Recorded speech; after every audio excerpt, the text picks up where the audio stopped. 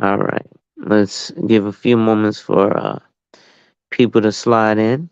I'm just gonna post some comments for a moment. Let folks know we're going live. And I appreciate you again, Mr. Robinson, for such short notice. Mhm.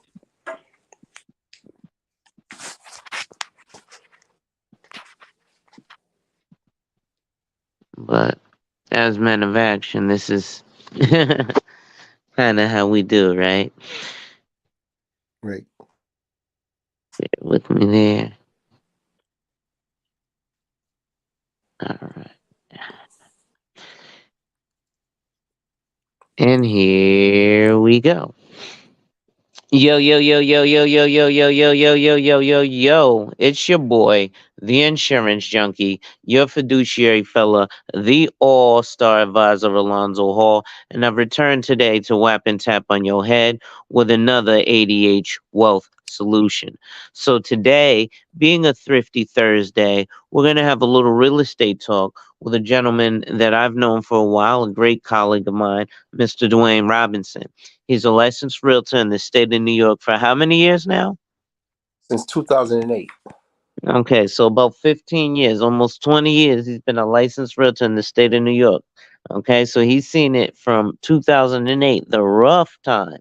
And if you think it was rough across the country, trust me, New York City, the most expensive city in the country, is very rough.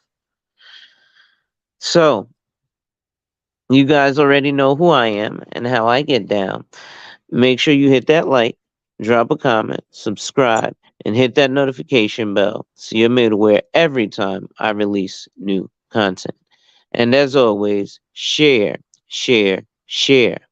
Lastly, to contribute to channel growth or to schedule an appointment with a licensed financial professional, the links are in the description of this video. So, as we proceed to give you what you need. So, Mr. Robinson, tell us a little bit about yourself, in terms of your real estate career, how you got into it, or, a little bit about your background. Yeah. I got into real estate back in 2008. I was studying it long before that, and I found it to be very interesting, very rewarding, freedom of time, and able to build your own brand within the industry. Is worldwide. It's global. Real estate is a global industry, and this is forever changing. There's a lot of old rules to the game. However, the blueprints have been left by the masters in the game. They did it well, and they left us instructions. So it was the best guys. I mean, I started at the New York Real Estate Institute, which is behind Macy's in Midtown Manhattan, and those instructors in there, most of the instructors, they have a professional license in real estate sales, leasing, mortgages. They're a well-rounded group of business professionals, and they work with you. The exam itself is 75 hours, 75 questions, and 52 multiple choice right answers. You can get your license for under $500, and the rest is yours. It's yours to build. I would suggest once you come in, you sign in with a brokerage, let a broker sponsor you, and then they have the training programs on learning MLS. It's a classroom. Real estate is a classroom business. It's a long study. It's nothing that's cut and dry, fast to a bag of money. It's a learning process. You're building relationships. You're hearing about. Did I lose you there? Oh What no, was that? yeah, it's another call coming in. You're going through you're living people's lives as they go through things, difficulties. They had death in the family. There's the property goes into the state, it goes to Medicare. There's it sits there and just deteriorates. Then it becomes fights within family members fighting for the property. There's all sorts of scenarios, so it's a learning process. It can be very rewarding, but you have to be ready to be a student of the game. You must learn, take your time, and read. And it's basically black and white contracts, execution of contracts. Sign the bottom line, the properties transferred from one party to the next. It's a very simple process, but it takes a lot of focus and courage and determination to succeed in real estate. Okay. Hey, Mulatto, what's going on? Salute. Thank you for coming by.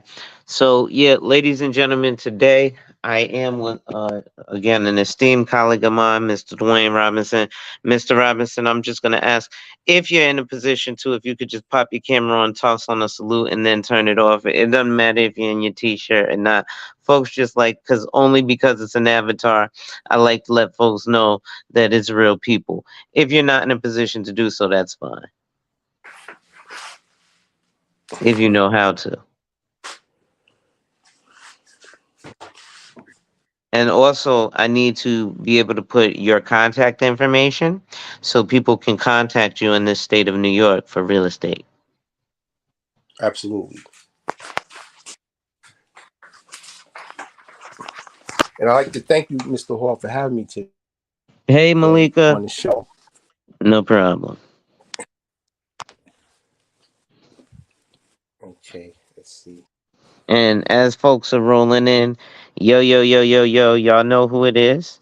Yeah, this is why, he, unfortunately, he doesn't, have, access to pictures on his phone. This was a little impromptu. He wasn't, prepared to even go, live. He does not, uh, this is his first time ever clicking a StreamYard link. Um, so this gentleman is a gentleman who does real estate in New York City, but just not through the same digital world that we do currently. But the world of business is ever changing and ever evolving, right? Years ago in insurance, we used to not people used to laugh at me for wanting to just keep the applications on a PDF because you needed a wet signature. Now it's insane because people only do electronic signatures. Says glad I don't have any story time, so I can. Oh, good. I'm glad you could catch the live. That's what's up. So we got to definitely make this entertaining for you, Malika. Malika is a great, great subscriber of mine, and Malika, make sure you put your contact information, your Instagram and your Etsy page in the chat so people can find you. Mr. Robinson, she does some wonderful work. She does origami art. And so, like, if you're having an event or anything, it'd be a great idea to um, commission her for some of those things because it's some fire stuff. She did this little Kobe Bryant and Yeah, the little Black Panther. They fly. yeah, I would Uh, love to see. Mhm. yeah. She has Well, an Instagram page. yeah, she's gonna put it all in the chat. Okay. You'll yeah, so you'll be able to if you can either watch the YouTube elsewhere. Hey, OG Patrice, how you doing? Um, if you can watch the live like on your laptop, and then you can still be on it here, but just like mute it in the back or whatever. Don't blush, Malika. You know you got talent. So again, ladies and gentlemen, if you're enjoying the content, make sure you hit that like, drop a comment, subscribe, and hit that notification bell so you're made aware every time I release new content. And as always, share, share, share. So, Mr. Robinson, now you've spoken, and this is probably why we flock together. Number one, we're both Aries, but number two, um, in terms of that in sales, we have similar attitudes. Not only do we want to talk in terms of to the client, but also to the professional. It also helps the client understand what the professional uh, goes through to become a professional to assist you. It's not like going and applying for a job at Walmart. Now, I'm not diminishing working at Walmart because I shop there every week, but it's a lot easier to do than certain professions that require credentials, right? Um, so one of the things that you mentioned, well, a few things you mentioned in terms of real estate was quite a few different things. And I often, and here's Malinka's link for her Etsy shop, Mr. Robinson. But one of the things that you mentioned in the in your opening was the real estate professionals that were instructors were in multiple fields. And one thing that I don't think people understand when they get into real estate is that there is way more than one lane, right? So real estate is not just, hey, I'm selling or buying a house or, renting an apartment, but you can also sell timeshares. You can also sell businesses. You can also do commercial real estate. Now, commercial real estate is a specifically Monday through Friday, 9 to 5 grind. Um, and here's her information if you want to send her any contact. And also put your Instagram, Malika. Okay. Uh,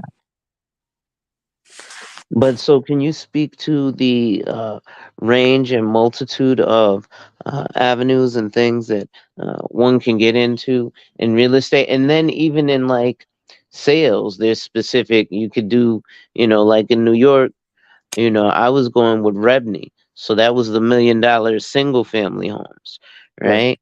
Versus, you know, um, traditional sales versus working with short sales, working with foreclosures or arios and all these. So can you, I know I'm spewing off a door, I didn't even realize I knew this much about real estate, uh, but I did have my license, right?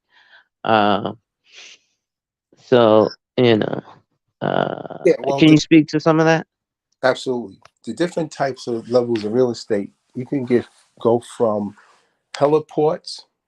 That's commercial real estate property that can be leased to private tour guides. You have the boat slips around New York City area for the yachts and the cruise ship lines, as well as they have the museum just docked in on the west side of Manhattan, the Intrepid Museum. That's also a leased dock space that may have a hundred year lease. You have food courts. You have food trucks. That's all lease space and permits. You have townhomes. People specializes in loss. You have affordable housing, apartment buildings, luxury. The list goes on and on. Golf, the places where they play miniature golf. That's all leased commercial space. McDonald's that you see every day. That's one of the highest property owners in North America. They have locations all over. Actually, McDonald's is a real estate company. It's not a burger joint. It's a real estate company that has burger joints on its locations. Is them in the Catholic Church, right? The largest real estate ventures in the world. Absolutely. Yeah, all the religious locations are all leased or rented space with all types of tax advantage abatements and uh, there's, so it's there's a whole array of places and things around that are attached to real estate. Now, everyday lives that we may not even realize it. Bird sanctuaries. I mean, the Bronx Zoo. It's all is especially real estate has to have a certain type of habitat for the animals and it's just amazing. The New York Aquarium is the museums, they're all real estate. It's either leased, passed down through generations, controlled by corporations or individual investors. Wow. It's vast. It's vast. Right now we have the New York City, they have, you know, a lack of space because we have a lot of people coming in that's, in need of housing. And the infrastructure in the city is already at capacity. There's a lot of homeless individuals living in hotels. That's another type of real estate deal for. hotel operators. If it's legally zoned or no covenants attached to it, then they can have a person. If you stay in a hotel in New York City past 30 days, you're considered a tenant, not a hotel patron. So to get that, if it's zoned for shelter, then you can actually place someone in the hotel, and you won't have a issue with breaking any laws. You have to follow the rules in real estate. Everything is in black and white.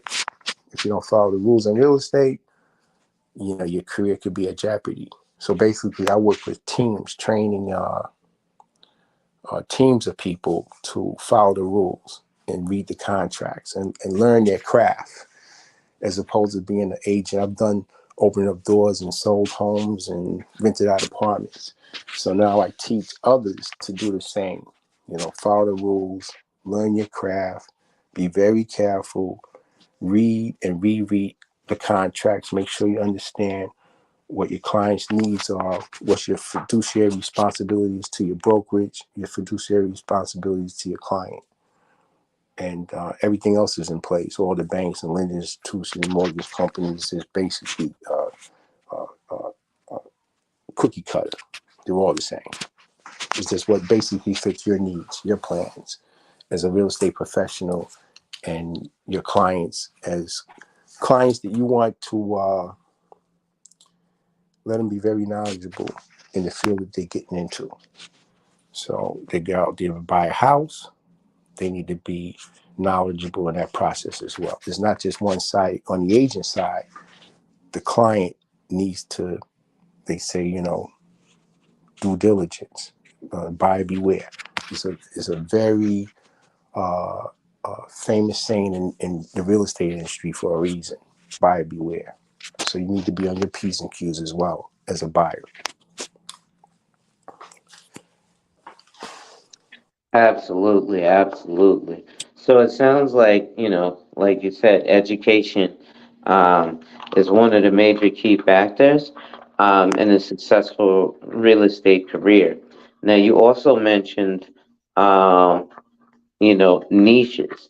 Do you have a specific niche that you work with that maybe you'd like? Because I have a couple clients right now. Actually, I have a young lady.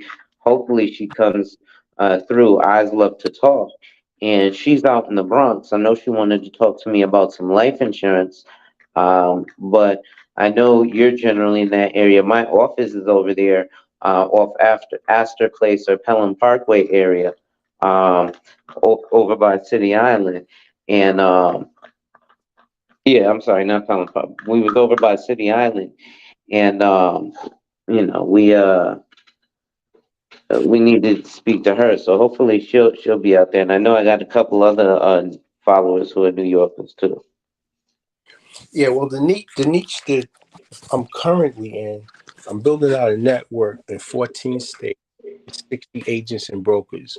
We're going to work together side by side, and that's what I'm currently working on right now.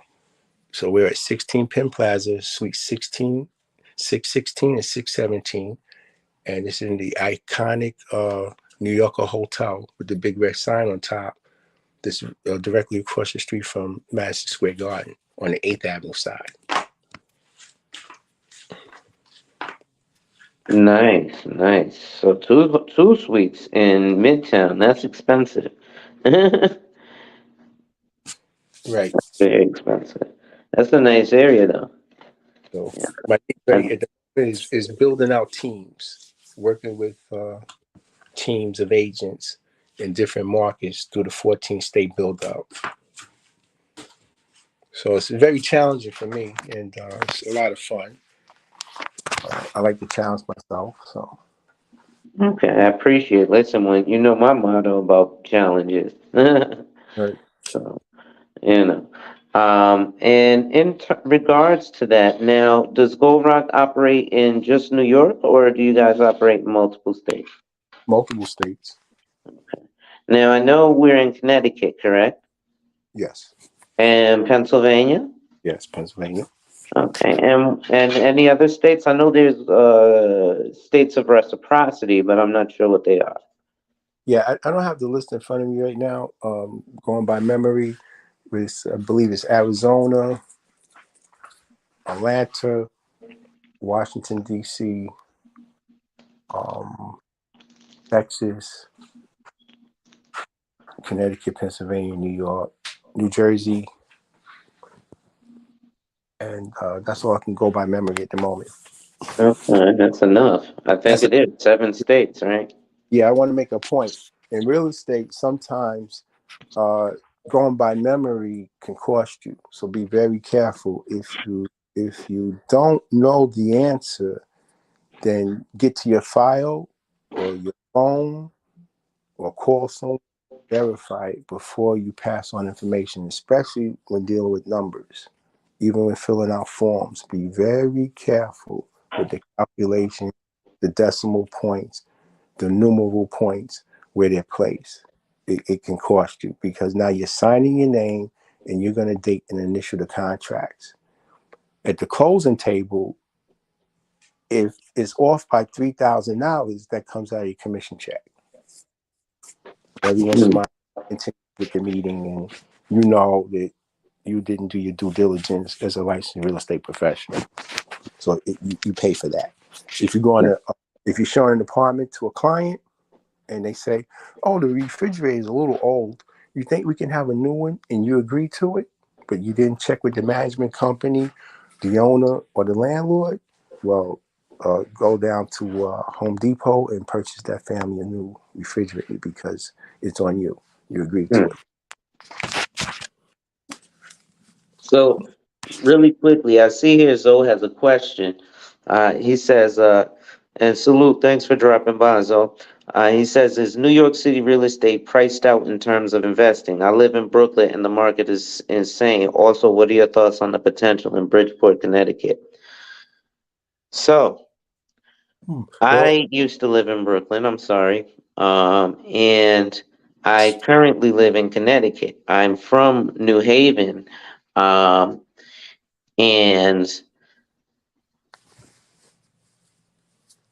don't take offense to this, but Bridgeport is to Connecticut what the Bronx is to New York City.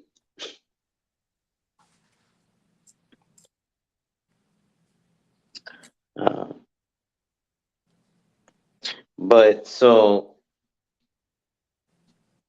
Bridgeport, I wouldn't say currently has the most potential, but that's because right now it's run down.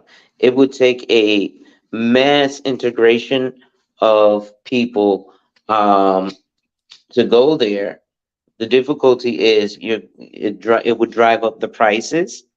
So then it becomes, well, how fast do we get something? And then do we keep it quiet or do we tell people so that our property values can go up and the neighborhoods can be safe? Because right now, Bridgeport is not the best city. It's probably one of the worst cities to be in. Bridgeport, Waterbury, pretty bad cities, and they're small, right? Because if you're coming from Brooklyn, right, Brooklyn is a population of about 2.35 million people. The state of Connecticut is a population of 3.5 million people. So, for example, the population of the city of New Haven, which is one of the big three, is 131,000. Well, between 131 and 138,000 people, whereas Bridgeport, I believe, is a smaller town than New Haven. Um, and at least New Haven has Yale, right? So that's my thoughts on it. I'll ask the real estate professional now. I'm sorry. well, overall, it's been a 6.4% year-over-year percentage increase for the entire Manhattan Island. So things look good. The investments are great if you know where to look for them. It's not overpriced. That's the broad brush approach that everyone has fear set in. They go by what they see on the news reports, who are not real estate professionals. These are news anchor people just reading off what the producers put in front of them, who do not practice real estate professionalism themselves. They're into the news industry. There's deals all over. You have tax deals. You have foreclosed property. You have short sales. You have burnouts. You have vacant land use. You have developers coming into New York all the time looking for locations. You can scout out locations for developers and do deals through those um, ways. It's different avenues. It's just so many. There's a lot of opportunity out there. There's just stuff moving all the time. A lot of states, the auctions. You just gotta, once you start looking and you focus, it appears right in front of you. And this is a constant cycle. Hundreds of thousands of available deals in the New York City metropolitan area each quarter. Hundreds of thousands. So, Zoe, I don't know if you know, but the reason I started my YouTube channel was because I was doing real estate back in 2017, and I got tired of spinning my wheels, opening doors to people who weren't qualified for the properties. So, when you speak about investing, generally, I used to specialize in working with investors, right? Most of my investors were cash buyers, right? So, to weed out, no offense, but wholesalers who don't have money, I charge a flat fee. So my flat fee is $20,000 up to 1 million. Once you go over $1 million, I charge 1 point on every 100K above uh, uh, uh, uh, 1 million. So, that's that's another 10K so 20,000 up, and then if your property is over $1 million, if 1,100,000, I charge 30,000, 1,200,000, 40,000, 1,350,000. And so the idea um, is obviously to find a good property, but hold on 1 second. I would have been in Bridgeport, and this rundown avoids thought proximity to New York City, potential location by the water. Yeah, I'll be honest though, I don't want a bunch of New Yorkers coming to my town right now because I'm trying to buy a house. Once I buy a house at a low price, y'all can start coming. But right now, you're getting an influx of people to, uh, well, New Haven is still off of the scale because uh, it's like a mini New York. It really, to be honest, I was in the Bronx yesterday. I was like, yo, this shit's nice as heck. I want to move out there. But uh, the Bridgeport is run down, but like there's towns like uh, people are going to Stratford, which is right outside of Bridgeport. People even coming further to Fairfield, West Haven, and even coming down to New Haven. Um, I will probably go further north myself, to the nicer parts of Connecticut. Not nicer, because New Haven is one of the nicest part of Connecticut in terms of metropolitan cities. But for small towns of wealthy individuals, you've got your Greenwich, your Darien's Farms and stuff. But yeah, working with investors, um, you know, it depends on how you're looking to, and and what you're calling investing, right? So generally, especially in New York City, you got to have a big budget, right? I was working in 2017 properties in East New York that was yeah, about 799 to the studs, right? So it means 800K to the studs before you put a brick or a plank of wood on the floor, right? So you figure whatever your cost is for purchasing the property, you assume up to 200K for renovation. Then you got to think of holding time. So whatever cost that is for how long you're holding it, and then finally your profit from selling. But that's after expenses, right? So expenses can be things like obviously the cost of renovation, If renovation takes longer because it rains one day and some schlub on the job got injured, right? Um, there's all sorts of things to look at. I'm sorry. Go ahead, Mr. Robinson. Yeah, it's been the total number of home sales in the Bronx in just a 9 month period exceeded 10,000 transactions. That's just the Bronx alone. Mainly investor property between $200,000 and $900,000. Right. So there's deals constantly in this New York market all the time. Don't go by what you see and hear on the news or reading the newspaper. That's just to fill stories for storyline. Keep the papers going and keep the advertising Exactly. commercials. I deal in bottom line contracts, black and white only. I'm a nerd, a book nerd.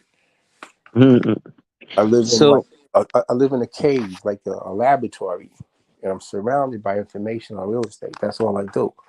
I got you. I mean, So I'd like you to do me a favor, Mr. Robinson.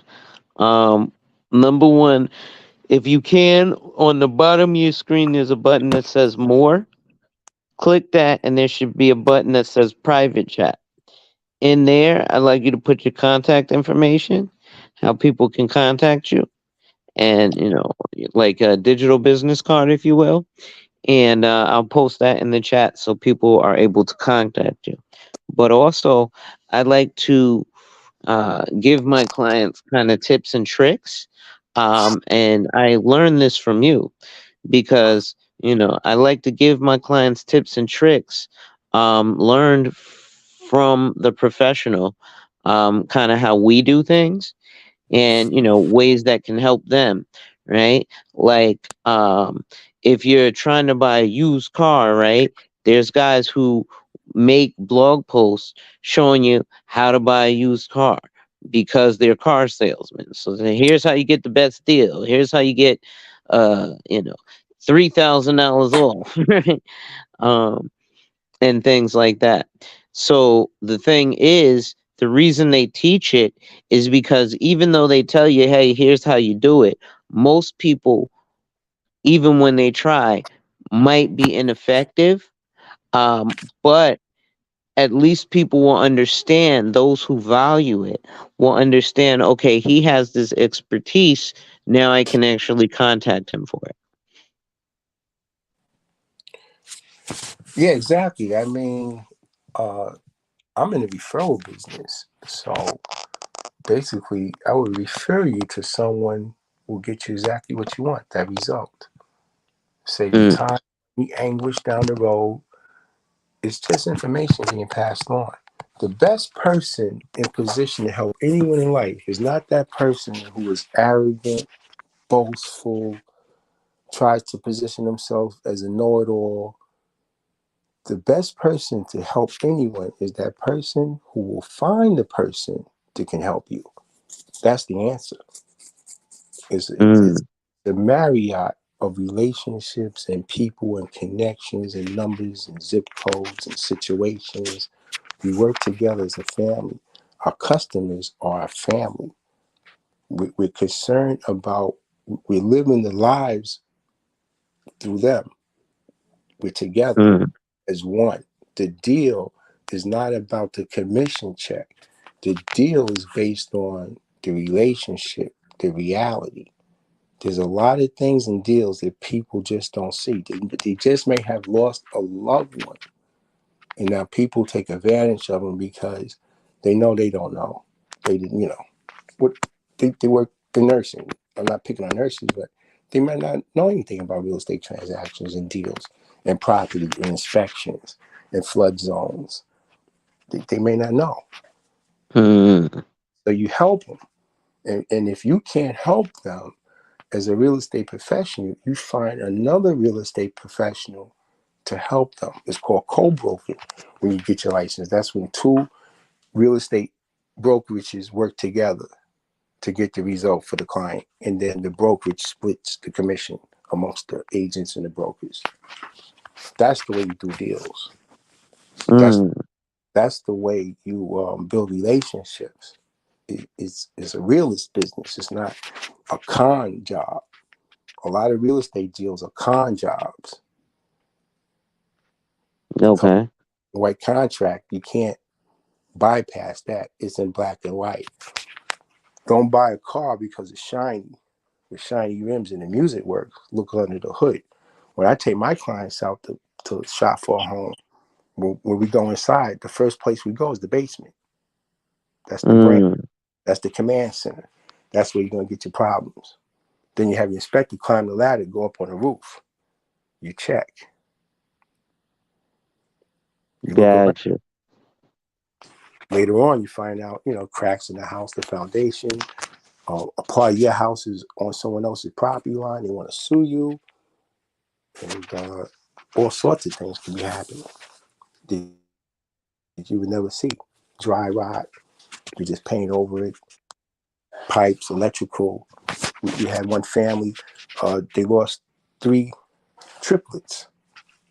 They moved into a property, and the owners were great guys. They took care of their property, but it was a tragic fire, and three young girls lost their lives. One of our clients. Mm, So you want to make sure that I'm showing an apartment uh, up in the Bronx. The clients they walked away from the small child, and the contractor left a double-edged razor blade on the window, and the window was open, and we were on the 11th floor. So I was able to catch the kid before he went out the window, where he mm, got cut by the razor on the window. It's just things that you normally do with your family, your children, your friends, your contacts. That's real estate. You live the lives along with your clients to get what the result you want, and hopefully they'll refer you to someone else because you really focus on what is most important about the deal. That they don't get cheated, they get what they want, and they're comfortable, so they can refer you more business. You take time with your clients. You just don't rush to get a commission. I'm not in the rush game. I'm just unorthodox. I'm a realist. I'm straight. mm, It's about the contract and the relationships. To me, that's real estate in my eyes. So I'm not gotcha. like a regular polished guru you'll see on all the shows and pronounce every word perfect and all and everything. That's not me. I take a different approach. Perfect. Understood. So, we have one more question here, from Zoe. Um, so personally, I don't like the whole wholesaling thing because it implies you're going into it without your license. Um, and even those who have their license and do wholesaling have uh, available liquidity, and an entire team, their own contractors, their own attorneys, and they have their real estate license, so they're actually the one transacting the deal, so they're getting a commission out of it, not a possible $10,000 assignment fee. That muddies the water if you do want to sell to an actual buyer, who's like a residential buyer, not a conglomerate or an investor trying to buy a refurbished home. Most investors want to buy a deal. That means a property that's in bad condition for, or at least under market value, so there's a chance to return a profit. Unless you're looking for buy and hold investors, which most wholesalers are not. So there's a flaw in the strategy. And I'm assuming you mean the tri-state area. To be honest, uh, Connecticut looks like a nice spot because I'm here. But New York is, I think, the best place for real estate investing, point blank, period.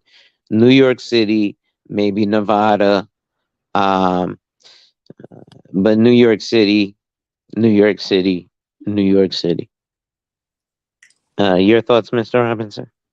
Yeah, I agree. I'm a native in New York. I've spent most of my life here, and I have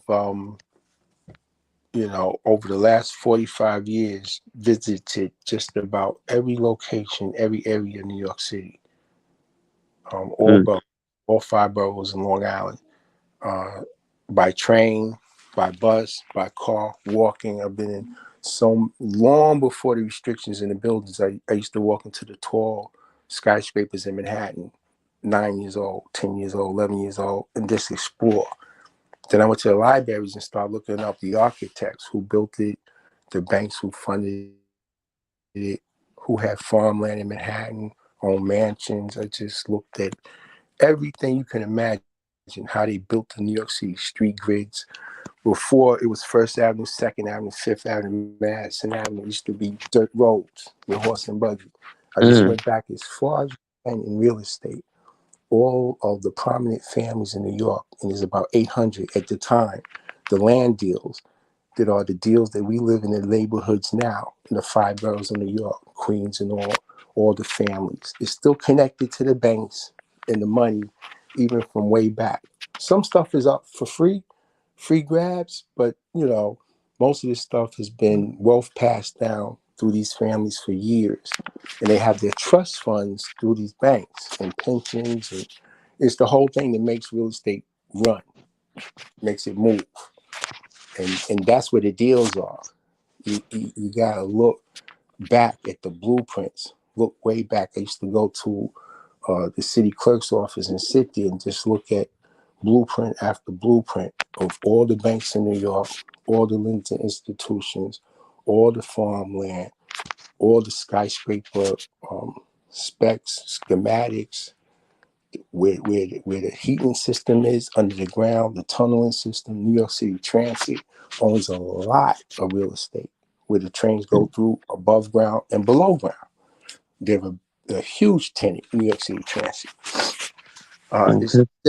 just it's all there.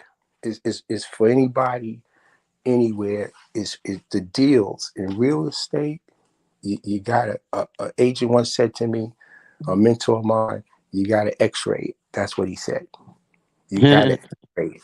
All this fluff, the TV shows, is good. Some of the stuff is true, but it's TV that sell commercials, like the soap operas.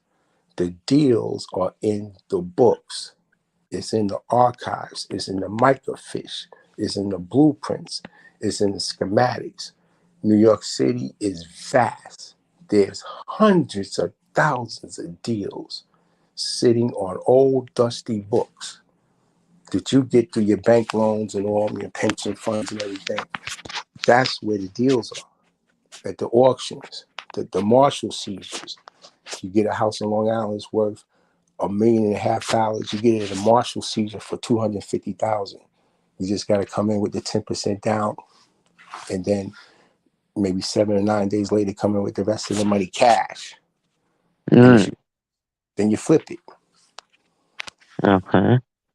I wouldn't Hey, hold it. Just broke genius. Give me 1 second, Mr. Robinson. Hey, broke genius, bro. Two things. One, check your email. And two, um, I wanted to holler at you about what we was talking about yesterday on the real estate tip, in terms of property, in that Gary, Indiana area. Cause I'm like, I want to see what you could do with, like 5 to 10 thousand.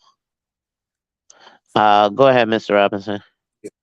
take okay, up in the Bronx. There's an area near Story Avenue in the Bruckner.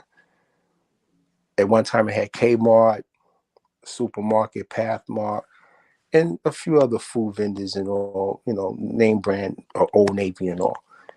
That's a farm of a guy that inherited from his great grandfather. And he's like, I guess he's about 59 now. But it's leased out to this little mall area, which is a build-up by developer since like the 1960s. It's been a mall, and now it's been revamped. It's still in the Mm, family trust. So he's leased it out to this mall for like 100 years. right. So anybody who wants to build anything or lease anything on that property is still in his family. It's the farm. It's it's maybe 5 block plot. Wow. So those are where the deals are. You know, there's an IHOP on the other side and a few gas stations. Eventually, someone will buy out the gas stations. They may want to put up an apartment development. But if you live in the area or just drive by, you would know that that soil now needs to be tested. You can't put a school up there. You can't put a senior citizen home. The Right. soil is poison. There's 3 gas stations there. So that's not, I mean, it's a lot of work. You could do it the way it has to be cleared out and all. But Yeah, but deals it's go gonna through be like expensive. deals go through like that all the time where they'll demolish the gas station, put cement on top, and then sell it as is. And then Mm. someone purchase it and they want to put up a senior citizen home, and the soil is poisoned. But it's after the fact because you Right. hire an engineer to look into it before you purchase that piece of land right here in New York. Mm. So each deal is different in real estate. Your neighbor has a different terms on their house than you have on your house. It's different. Different banks, different mortgage, different terms, the age of the house, the insurance on the house. Gotcha. Everything's different. Right. So you gotta look into your material. Is it brick? Is it a wood house, frame house? They burn fast. Go up. A lot of older houses near Cypress Hills in Queens. Don't just ignite. They made out of wood. So you gotta. Mm. Do you want that now? If it's not a landmark, you can knock it down and then rebuild. You can take an area that's very popular in the Bronx, um, and Brooklyn. You could take a very small plot with one house, demolish it, and then build a four-family in the brick in the same spot. In the same spot. Now you have income generating. That's an asset. Banks, lenders, they all hard money lenders. They all like those type of deals because they know that you're bringing in income on that investment. So Right.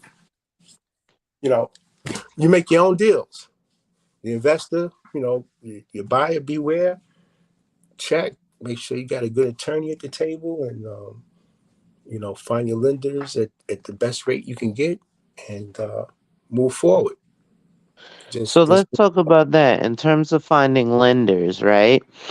Do you recommend that the client goes for a lender before they come see you or after to look for a house? I would. Like, should they go shopping for a house and then be like, okay, this the house I want and go get a mortgage?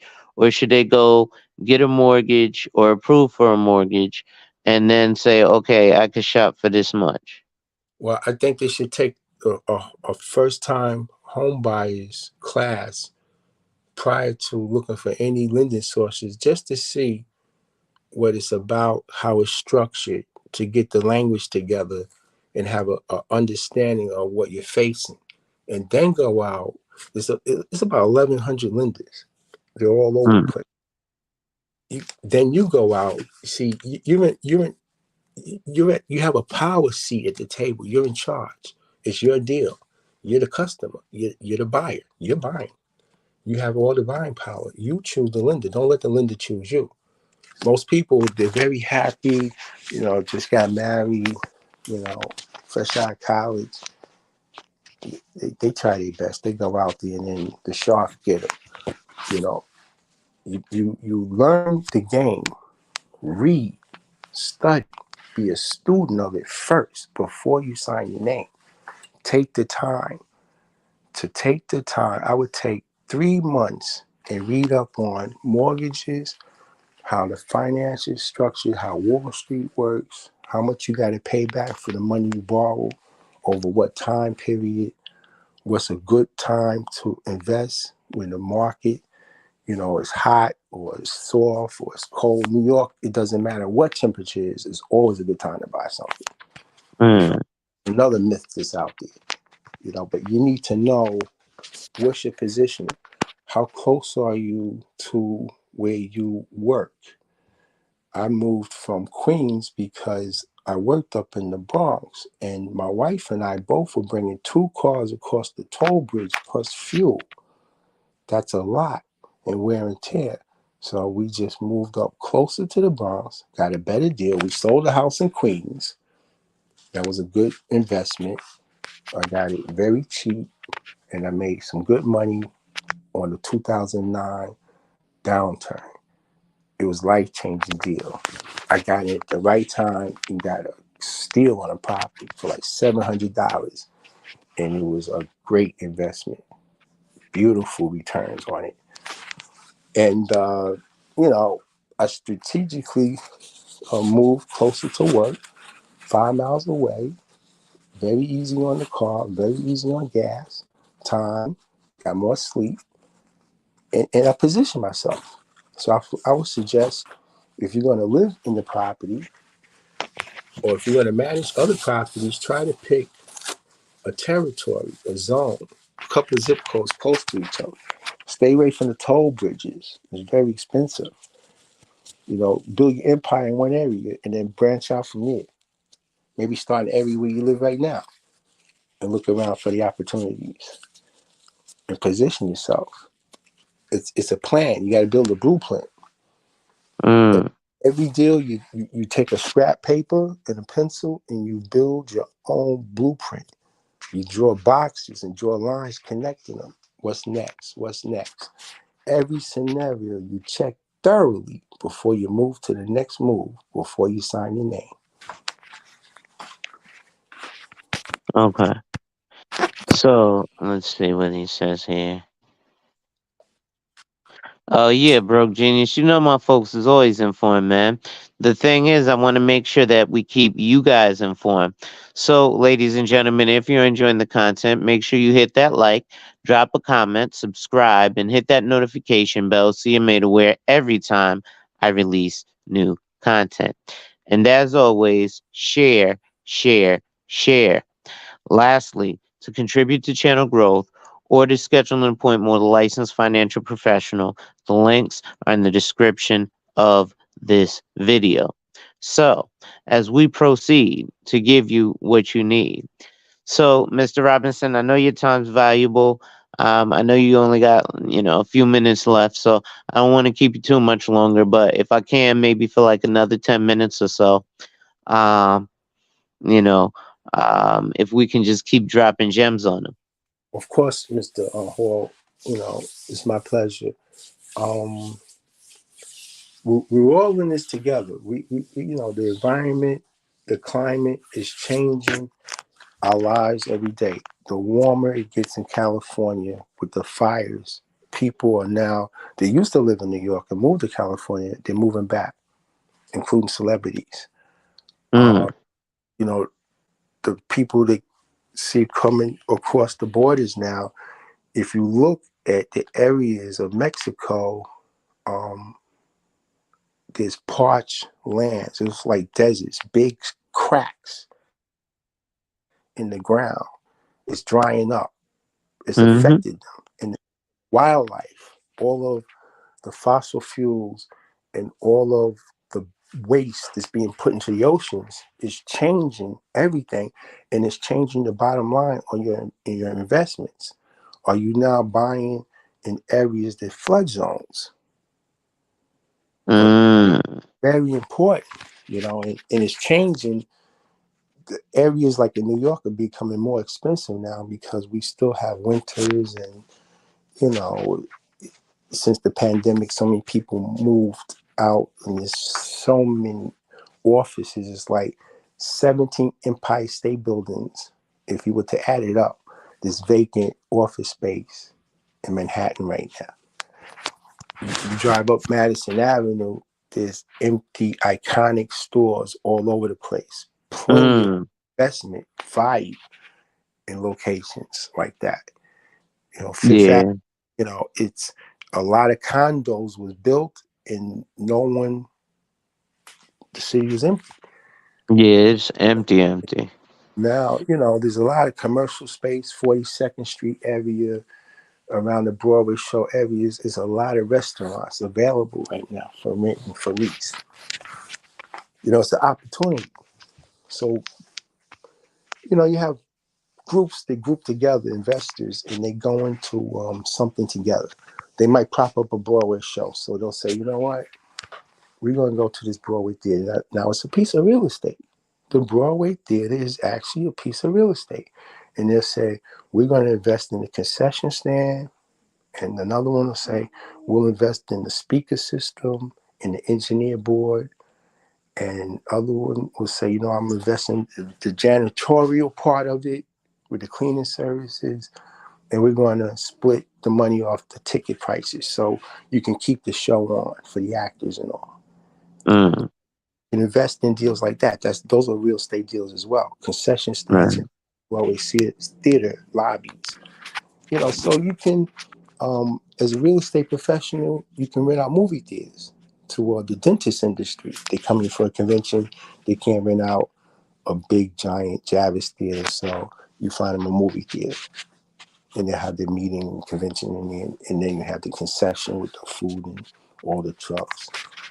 That's rental space as well as an agent, bringing in the Mm, food for conventions. It's just so many things to do. You'll never be bored or never be busy. And then the view, wow. I've been in so many penthouses in Manhattan. It's amazing. The views are breathtaking. I'm delivering Right. food So, once, setting up a catering for that show, $1 Million Listing. I did 2 setups for them, oh, food wow. setups as a caterer. And they want me to come back with a client at night as a real estate agent. So set up the food in the morning and come back at night with your license. It's an open field. That's how real estate is. So we got one more question, and I guess we'll close it down. It says, "What are your thoughts on higher rates? I don't see rate hikes stocking, and lending standards will most likely tighten." Well, so interest rates uh, on mortgages, so that has a lot less to do with the real estate industry than people think, right? The fluctuation of real estate prices has nothing to do with the fluctuation of mortgages. That has something to do with something called the prime rate, which changes every Wednesday at 12 noon. Now, does it change drastically? Not all the time. Um, but basically it's updated, I should say, every Wednesday at 12 noon. I shouldn't say changes, but it's updated every Wednesday by 12 noon. And if it changes anytime in a week that it changes, it has to be changed by the following Wednesday by 12 noon. Federal law. But that's the feds changing the prices. So the rate hikes have a lot to do with the economy, and it reflects that we're in a recession. And it's actually good for rich people, but that's another story. What the idea is now that's why they created the 40-year mortgage to stretch it out and keep people in debt for longer. Your thoughts, Mr. Robinson, and then I'll go ahead and close this out. Well, then you file for a tax abatement and it offsets in the long run. So no matter what the rate is, if you see something, buy it. Don't worry about the rate. Don't worry about that. If you worry about that, you're going to miss out on a lot of deals. You can hold a property for as little as 8 hours and flip it. I would go for it. Don't worry about the rate because the property is not going to be in possession maybe a half hour. That's it. That's what I would do. Mm, okay, Get the and move it. Half hour to an hour, get rid of it, sell it, make the middle money, and keep moving. gotcha. So, I guess that's it, or any final statements? All right. So, with that being said, ladies and gentlemen, make sure you hit that like, drop a comment, subscribe, and hit that notification bell so you're made aware every time I release new content. And as always, share, share, share.